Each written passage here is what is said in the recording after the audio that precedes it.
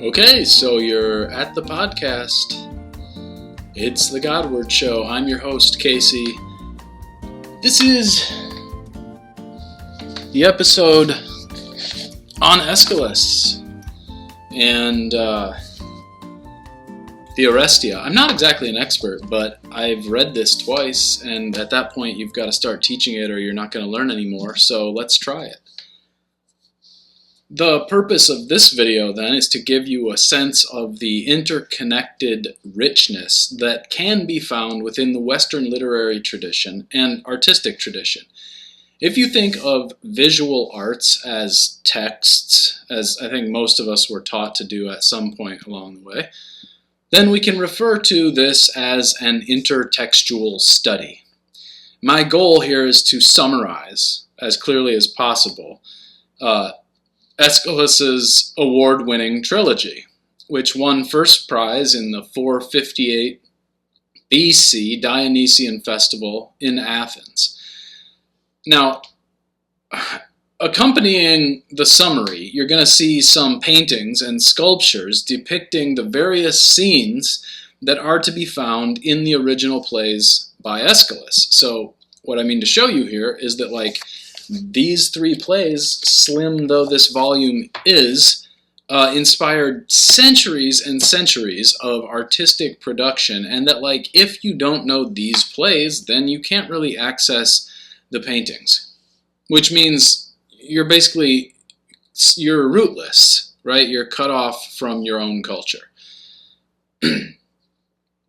The first play in the trilogy is called Agamemnon, and background myth here is a weaving together of two favorite literary poetic traditions of antiquity. First, the sequence of disasters that befell the family of Tantalus, and second, the stuff you'll know as being related to the Trojan War and the long project of returning home after the war.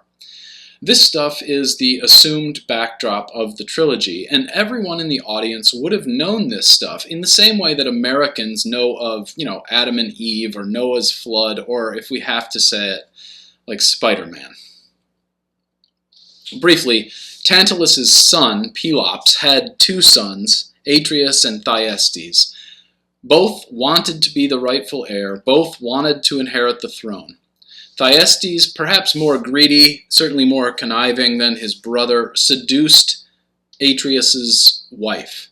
But then Atreus took a terrible revenge by inviting Thyestes to dinner and serving him his own children to eat in a cooked stew.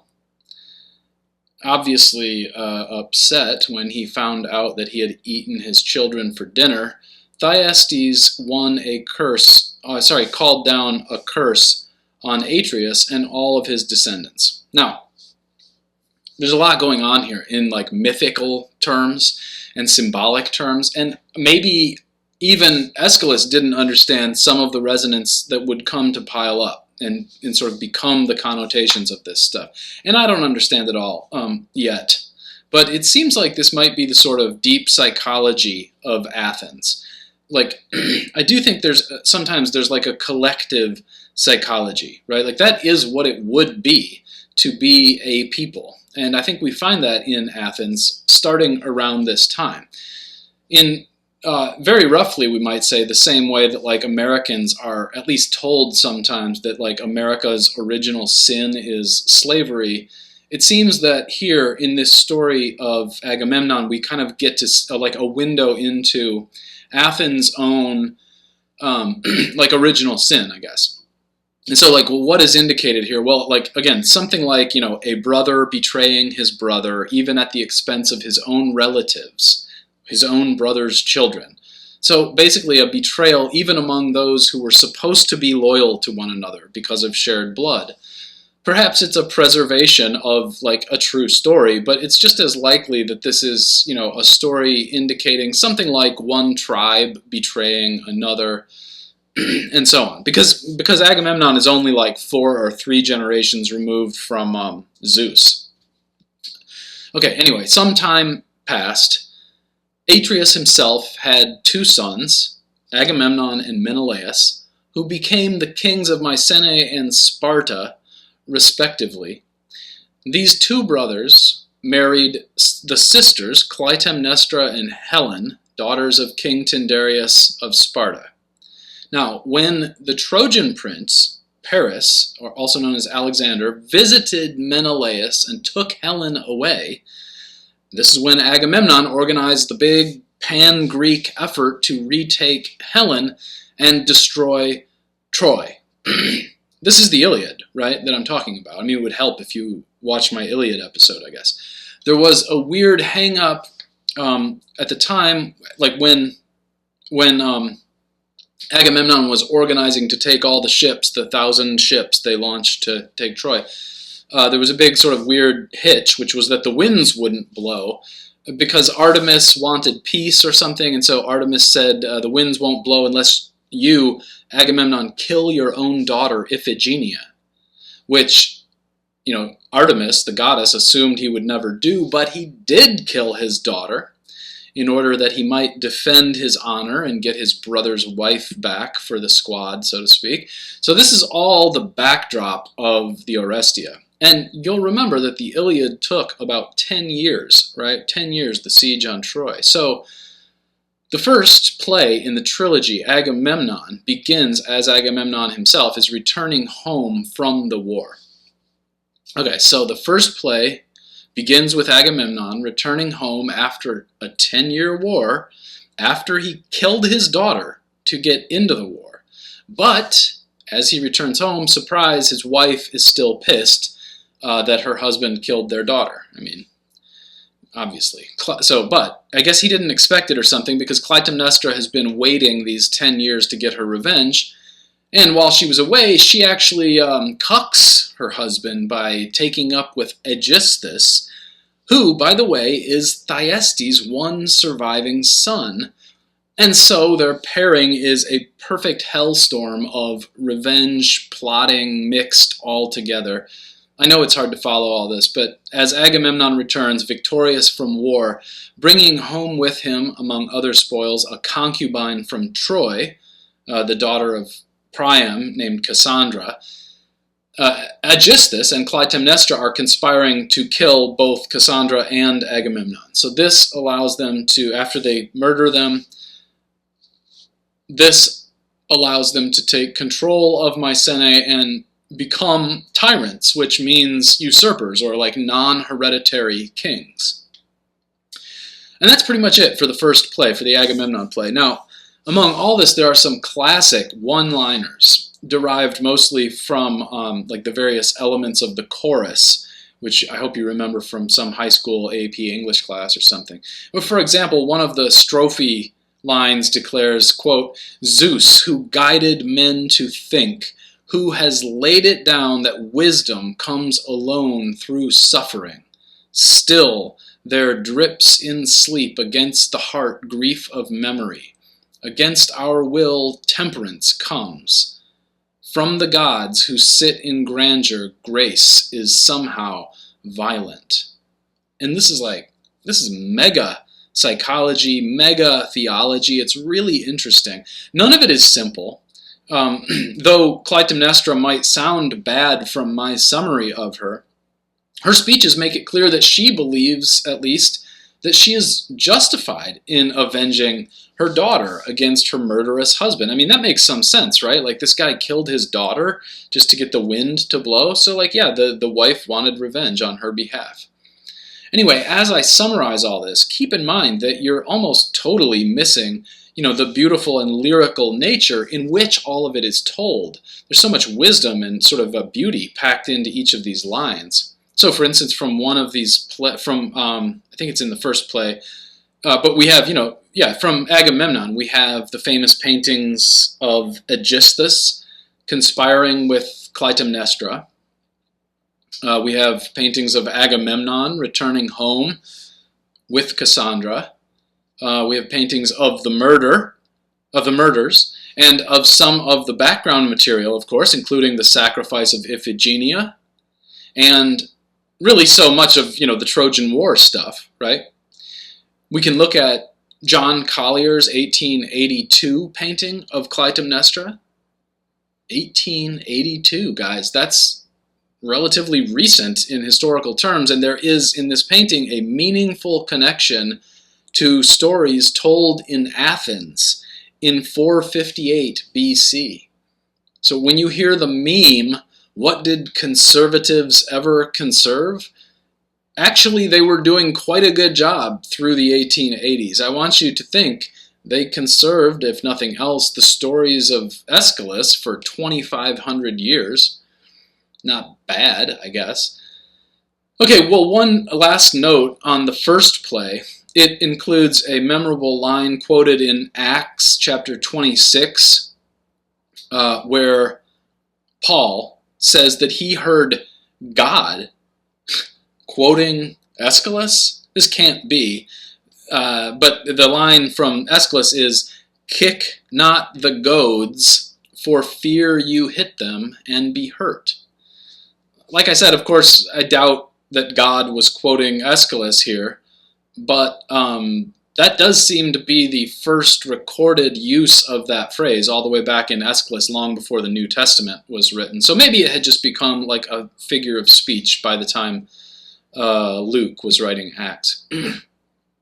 All right, so that's all. So you see, the interconnections, though, is what I'm trying to point out here. The second play is called The Libation Bearers, and I can summarize the whole thing very quickly. A few years have passed. Okay, Orestes, who was or is the son of Agamemnon and Clytemnestra, is now told by Apollo that he must seek vengeance for his father's murder by his mother. Okay, so now Orestes plots his own revenge and is successful. He kills his mother and her lover Aeschylus, who had helped her to murder Agamemnon. Immediately now, the famous furies, or the curses, or Erinyes, of his mother begin to haunt him, and really for the rest of the trilogy. And he starts to kind of freak out in what seems like a kind of psychosis. And that's about it for the second play. So you've got the murder there of Orestes' mother and her lover, and then the beginning of this chase, which is the Furies. And here I'll show you Bouguereau's, is it Bouguereau's? Who am I talking about? Anyway, I'll maybe if I can do the text. The painting from the 19th century, I guess, and then also you can look at the one, my favorite actually, by John Singer Sargent. It's one of his later paintings. It looks a lot different than some of his earlier stuff, but Singer Sargent's version of the Furies chasing Orestes. And you see that, like, I think the Singer Sargent painting is in like the 1920s, and so, or yeah, maybe even 19 teens or 20s. It's a very modern use, I guess, of Orestes, but like basically this is the idea of, like, you know, maybe the conscience, or maybe it's something like, you know, the voice of the mob shaming you or something like that. But in any case, like it's interesting how modern you can go and still find very useful stuff in the ancient Greek myths and tragedies. I mean, for instance, you know, Camus is writing about them in the myth of Sisyphus and stuff. This stuff really continues all the way into the present if you look carefully enough. Okay, so then there are also, you know, paintings of the return of Orestes, his reunion with his sister Electra.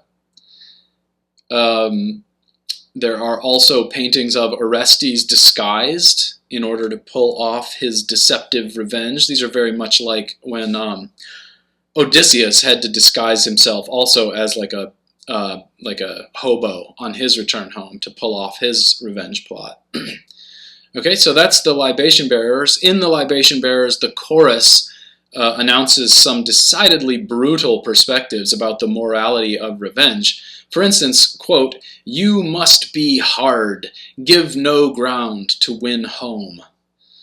So there's no question of, like, universal justice here. This is Greece before the Logos. Quoting again, "We gather in murmurous revolt. Hear us, hear. Come back into the light. Be with us against those we hate." Okay, so the idea here seems to be, you know, close to like an eye for an eye, a revenge killing for a revenge killing in hopes of ending the cycle. So that's pretty much it. The second play ends with Orestes pretty much truly like losing it mentally, out of his mind and fleeing after murdering his own mother to avenge his father, whom she murdered to avenge the murder of their daughter. What a mess, right? And again, yes, maybe this is fiction at some level or like myth, but I hope you detect that like there's something going on in this play that feels like it was about inter-Greek faction and turmoil and strife, right? In other words, the fiction of the play, which involves a family and its own kind of war on itself, starts to look like it's actually about civil war among the Greeks by the second play, I think. Third play is called the Eumenides, and it indicates a really interesting shift in how Greece deals with things. I'm going to sneeze here in a minute. In this play, Orestes goes to Delphi first to purify himself of his matricidal sin, and Apollo, one second, I'm just going to sneeze on camera. No, it's not coming. And Apollo at the Delphi oracle gives him some relief from the pursuit of the furies, but the furies won't quit, and so we need a solution to this problem. So in the third play of the trilogy, the Eumenides, there will be a trial before the court of the Areopagus in Athens, with Athena herself presiding. We are sensing here a shift toward, I guess, toward like institutions and law as a way of, ending the cycle of like mob justice or of vengeance. So we're going to have a court case now. There are tons of paintings of the trial, with Apollo defending Orestes and the Furies prosecuting. The outcome is really interesting, actually. Basically, it's a tied vote, which means Orestes is not guilty, and Athena kind of intervenes on his behalf, appeasing the anger of the Furies by telling them that if they let their revenge quest against Orestes go and kind of give it up, then they can have an eternal position of honor within the city. They will live in the caves below the Acropolis and will protect the city in the future from, like, sort of injustice or everything bad. And that, with the sort of, I suppose with like the implication or the hint that, someday the Furies may return, is how the trilogy ends.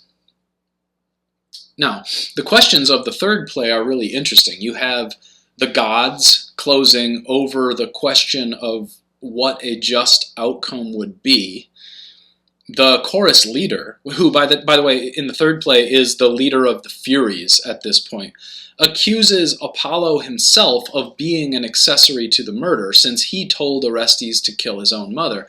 In fact, the leader of the Furies suggests that the murder of one's mother is worse than the murder of a spouse, because the killing of one's mother is the shedding of kindred blood. But Apollo offers a really interesting reply to this charge. He says, quote, "You have made into a thing of no account, no place, the sworn faith of Zeus and of Hera, lady of consummations, and Cypris, by such argument is thrown away, outlawed, and yet the sweetest things in man's life come from her. For married love between man and woman is bigger than oaths, guarded by right of nature. If, when such kill each other, you are slack so as not to take vengeance nor eye them in wrath, then I deny your manhunt of Orestes goes with right.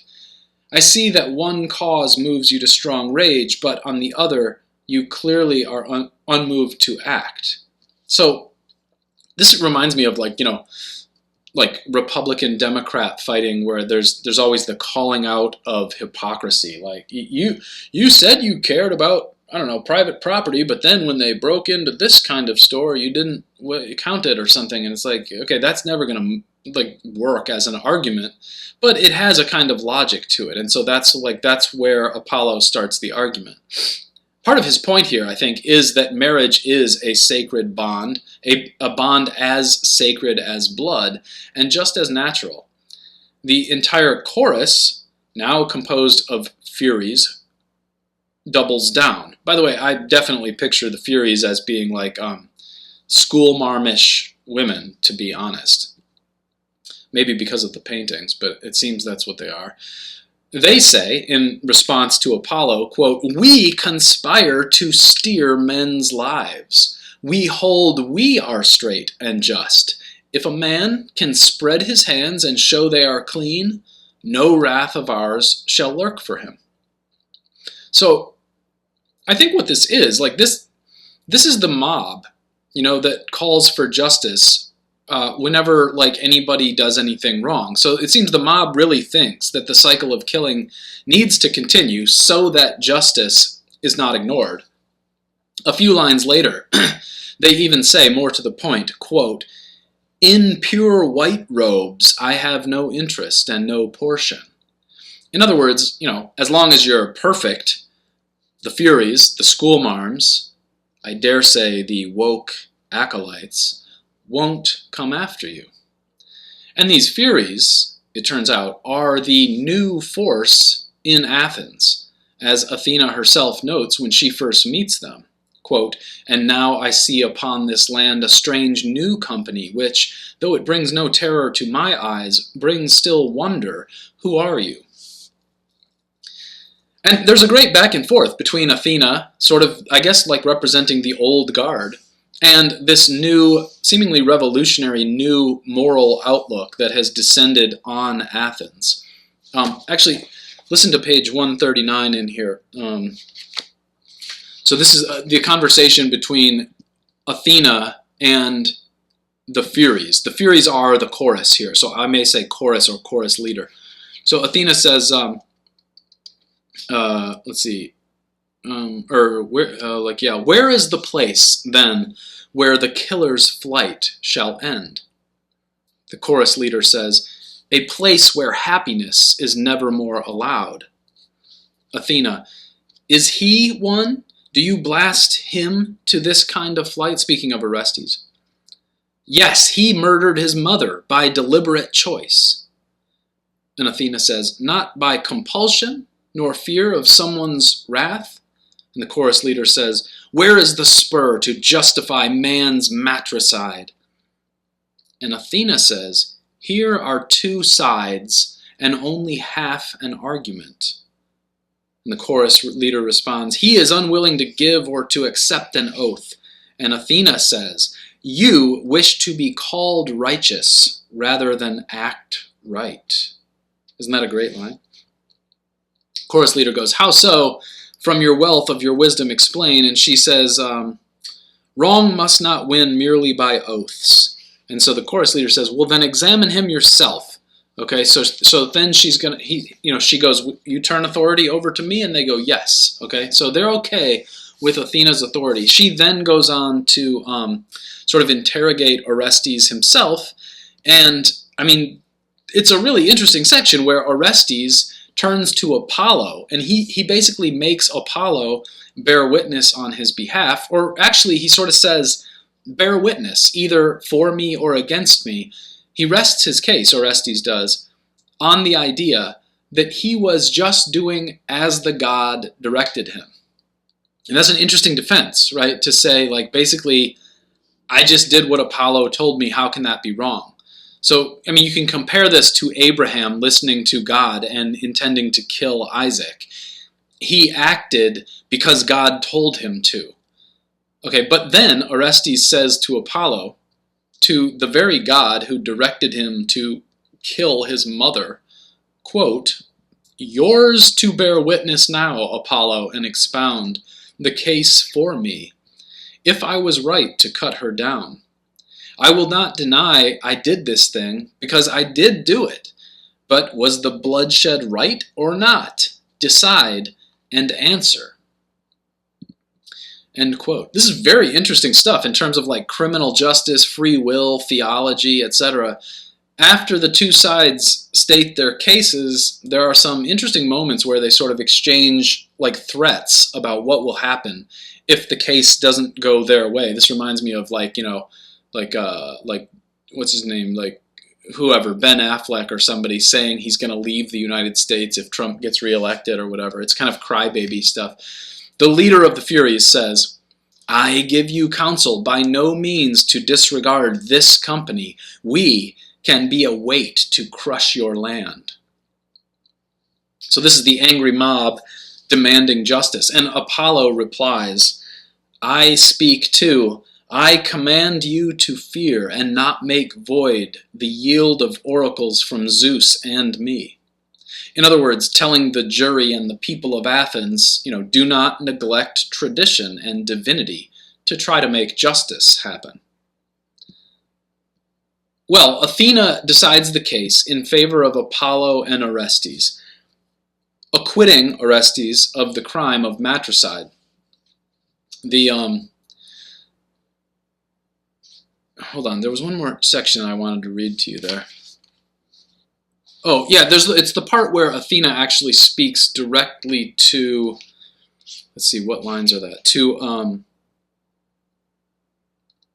Orestes. So she's like the judge, Athena is, and she says to Orestes, quote, the matter is too big for any mortal man who thinks he can judge it, nor yet do I have the right to analyze cases of murder where wrath's edge is sharp, and all the more since you have come and clung a clean and innocent supplicant against my doors.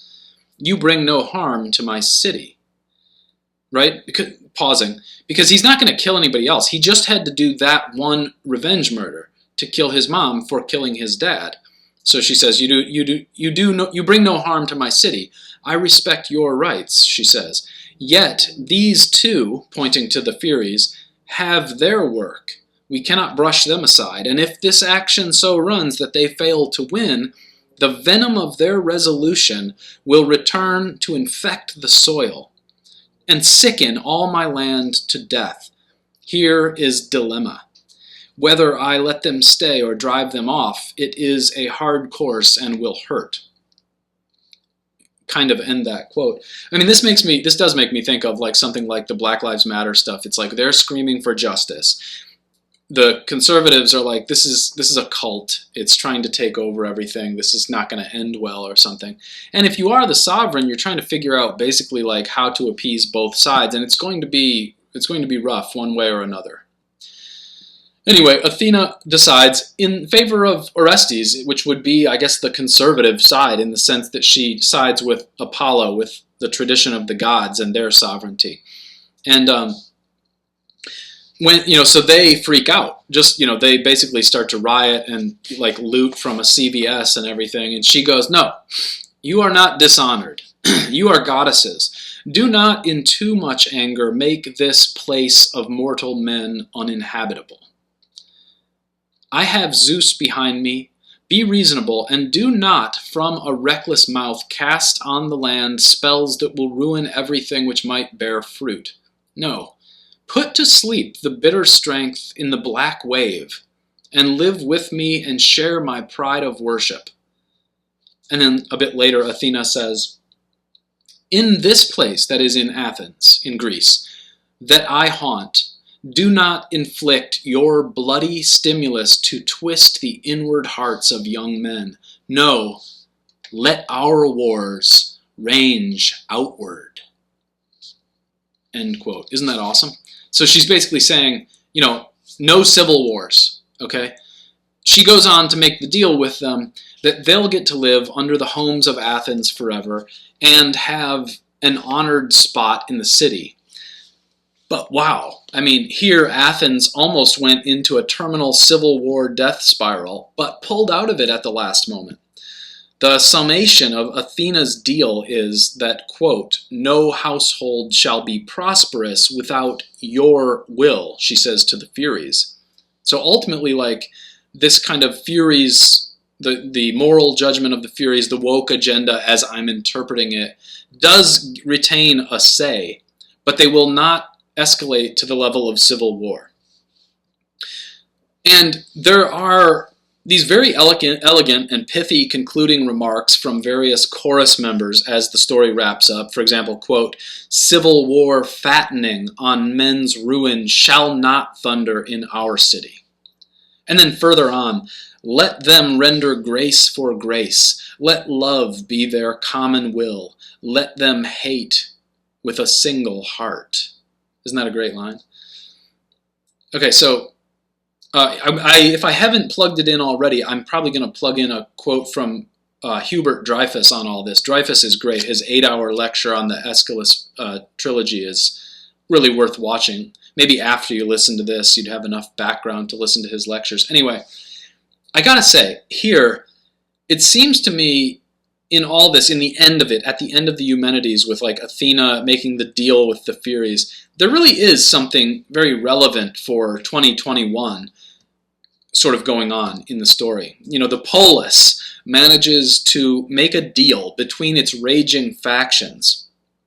Ultimately, God or the gods win and sort of retain the place of ultimate honor. But the call for justice will not be neglected, okay? And let me just remind everybody one more time that this was, I mean, again, 458 BC. It's such an interesting time period. It's about one generation after Heraclitus began trying to announce logos to the Greeks. And, you know, the war against the Persians was still happening. So from about 499 to 449, as these plays were performed. So this was 20 years after the formation of the Delian League, which was, you know, founded basically to fight off the Persians, but involved this